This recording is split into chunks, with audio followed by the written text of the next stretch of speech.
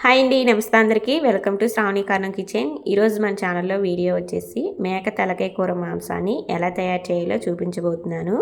ఈ మేక తలకాయ కూరని సరైన మసాలా వేసి ఈ కూరని వండే విధంగా వండారంటే చాలా బాగుంటుంది. ఎలా వండాలో ఈ వీడియోలో చూపిస్తాను. వీడియోని స్కిప్ చేయకుండా పూర్తి వరకు చూడండి. అలాగే నా వీడియోస్ ఎవరైనా కొత్తగా చూస్తున్నట్లయితే నా ఛానల్ని కొంచెం సబ్స్క్రైబ్ చేసుకోండి. ఇప్పుడు వీడియోలోకి వెళ్ళిపోదాం. ముందుగా మేక తలకాయ కూరని తీసుకొని శుభ్రంగా కడిగి తీసుకోవాలి. ఇలా శుభ్రంగా కడిగిన తలకాయ కూరని ఒక కుక్కర్ గిన్నెలో వేసుకోవాలి. ఇలా ఈ కూరని మొత్తం కుక్కర్ గిన్నెలో వేసుకొని 1/2 టీ స్పూన్ పసుపు వేసుకోవాలి. కొంచెం పసుపు వేసిన తర్వాత అల్లం ఇలా పేస్ట్లా చేసి వేసుకోవాలి. అల్లం ఒకటే, వెల్లుల్లి వేయలేదు. అల్లాన్ని ఇలా దంచి కానీ లేదంటే ఇలా పేస్ట్లా చేసి వేసుకోవాలి. అల్లం వేసిన తర్వాత కొంచెం 2 టేబుల్ స్పూన్లు ఆయిల్ వరకు వేసుకోవాలి. ఇలా ఆయిల్ కూడా వేసుకొని ఒకసారి మొత్తం ఈ కూరని బాగా కలుపుకోవాలి. ఇలా కూరని కొంచెం బాగా కలిపిన తర్వాత ఇప్పుడు 1/2 గ్లాస్ వాటర్ వేసుకోవాలి. మనం తీసుకున్న తలకాయ కూరని బట్టి వాటర్ వేసుకోవాలి. వాటర్ మరీ ఎక్కువగా వేస్తే కుక్కర్ మూత పెట్టేటప్పుడు పొంగుతుంది. వాటర్ వేసుకొని కుక్కర్ మూత పెట్టి 5 to 6 విజిల్స్ వేయించుకోవాలి.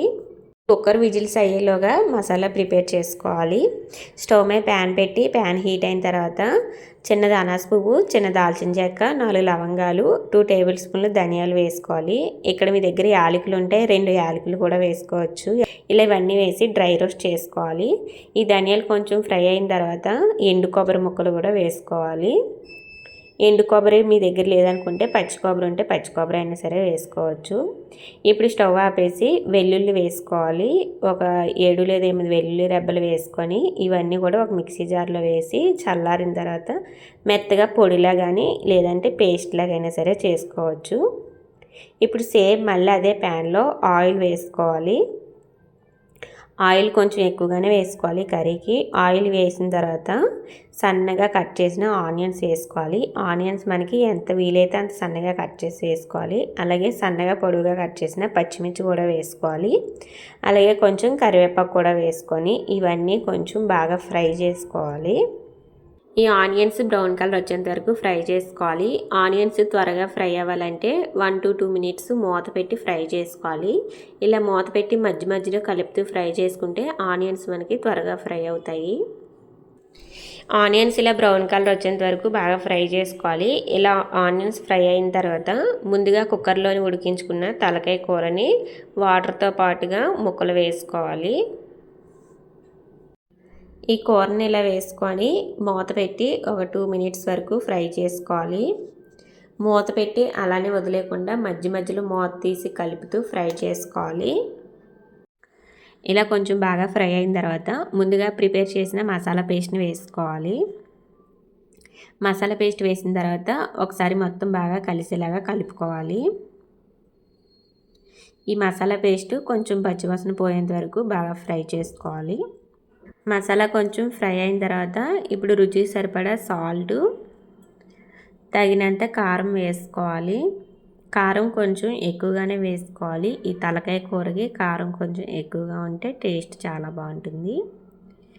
తగినంత కారం వేసుకొని 1/2 టీ స్పూన్ జీలకర్ర పొడి వేసుకోవాలి.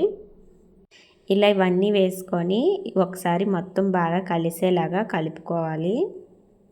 ఈ కారం, సాల్టు ఇవన్నీ కూడా ముక్కలకి పట్టేలాగా బాగా కలుపుకోవాలి. ఇలా కొంచెం బాగా కలిపిన తర్వాత మూత పెట్టి 2-3 మినిట్స్ వరకు ఫ్రై చేసుకోవాలి. ఇలా మూత పెట్టి ఈ కర్రీని మగ్గనిస్తే మనం వేసిన కారం, సాల్టు, మసాలా ఇవన్నీ కూడా ఈ ముక్కలకు అనేది బాగా పడుతుంది. ఇలా కొంచెం బాగా ఫ్రై అయిన తర్వాత ఇప్పుడు కొద్దిగా వాటర్ వేసుకోవాలి. వాటర్ మరీ ఎక్కువగా కాకుండా కొంచెం వాటర్ వేసుకొని ఒకసారి ఇలా ఉడకనివ్వాలి. ఇలా ఒకసారి ఉడికిన తర్వాత ఇప్పుడు ముందుగా చింతపండు నానబెట్టుకొని చింతపండు రసం తీసి కొంచెం చింతపండు రసం వేసుకోవాలి. చింతపండు మరీ ఎక్కువగా కాకుండా కొంచెమే వేసుకోవాలి. మరీ ఎక్కువగా వేస్తే పుల్లగా ఉంటుంది కర్రీ అనేది. కొద్దిగా చింతపండు రసం వేసుకుంటే ఈ కర్రీ టేస్ట్ అనేది చాలా బాగుంటుంది. తలకాయ కూరలో ఎప్పుడు కూడా చింతపండు రసం వేసుకోవాలి. చింతపండు రసం కూడా వేసిన తర్వాత ఒకసారి మొత్తం బాగా కలిపి మూత పెట్టి ఉడికించుకోవాలి కర్రీ కొంచెం. ఇలా మధ్య మధ్యలో కలుపుతూ ఈ కర్రీ కొద్దిగా దగ్గరికి అయ్యేంత వరకు ఉడికించుకోవాలి. కర్రీ ఇలా దగ్గరగా కొంచెం ఉడికిన తర్వాత లాస్ట్లో సన్నగా కట్ చేసిన కొత్తిమీర వేసుకోవాలి. కొత్తిమీర వేసుకొని ఒకసారి మొత్తం బాగా కలిపి స్టవ్ ఆపేస్తే మేక తలకాయ కూర రెడీ అయిపోతుంది. ఇలా వండిన కూరని వేడివేడి అన్నంలో కానీ లేదంటే రాగి సంగటిలో కానీ వేసుకొని తింటే ఆ టేస్ట్ చాలా బాగుంటుంది. మేక తలకాయ కూర ఎప్పుడు కూడా గ్రేవీ కర్రీలో వండుకోకూడదు. ఇక్కడ వీడియోలో చూపించినట్టు ఇలా పులుసులానే వండుకోవాలి. ఇలా పులుసులా వండుకుంటేనే మేక తలకాయ కూర టేస్ట్ అనేది చాలా బాగుంటుంది. ఇక్కడ కర్రీ అయితే రెడీ అయిపోయింది. చూసారు కదా, చాలా యమ్మీగా కనిపిస్తుంది. టేస్ట్ అయితే చాలా బాగుంది. ఒకసారి మీరు తప్పకుండా ట్రై చేయండి. ట్రై చేసి మీకు టేస్ట్ ఎలా కుదిరిందో కామెంట్ బాక్స్లో కామెంట్ చేయండి. నా వీడియో కానీ మీకు నచ్చినట్లయితే లైక్ చేసి కామెంట్ చేయండి. అలాగే ఇలాంటి మరెన్నో కుకింగ్ వీడియోస్ కోసం నా ఛానల్ని సబ్స్క్రైబ్ చేసుకోండి. Bye bye.